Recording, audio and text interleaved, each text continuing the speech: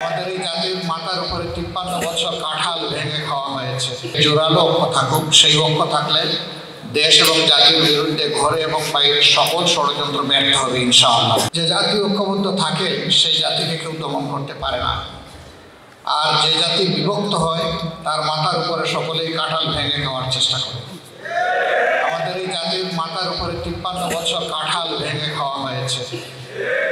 এখন আমাদের তরুণ যুব সমাজ জেগে উঠেছে, জনগণ জেগে উঠেছে। ইনশাআল্লাহ আমরা চাই না কেউ আমাদের মাথার উপর কাঁঠাল ভেঙে খাক। এই জন্য জাতীয় গুরুত্বপূর্ণ সকল বিষয়ে আমরা চাই যে একটি জোরালো অক্ষ থাকুক, সেই অক্ষ থাকলে দেশ এবং জাতির বিরুদ্ধে ঘরে এবং বাইরে সকল ষড়যন্ত্র ব্যর্থ হবে ইনশাআল্লাহ।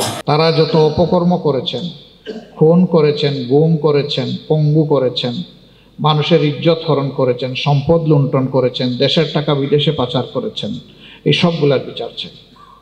এবং বিদেশে যে সম্পদ পাচার করা হয়েছে তা দেশে ফিরিয়ে আনার জন্য আমরা জোরালো দাবি জানাচ্ছি, আমরা জানাতে থাকব। এই সমস্ত বাংলাদেশের দুশ্মনরা দুনিয়ার যে যেখানে থাকুক তাদেরকে চিহ্নিত করা প্রয়োজন।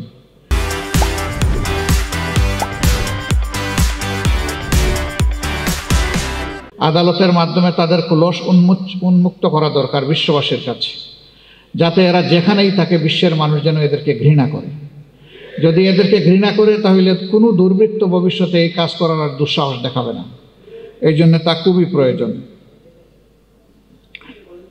এই ব্যাপারে তিনি জামাত ইসলামের এবং আমার মতামত জানতে চেয়েছেন। জাতির মতামতের সাথে আমারও মতামত এক, এখানে কোনো মতের ভিন্নতা নেই।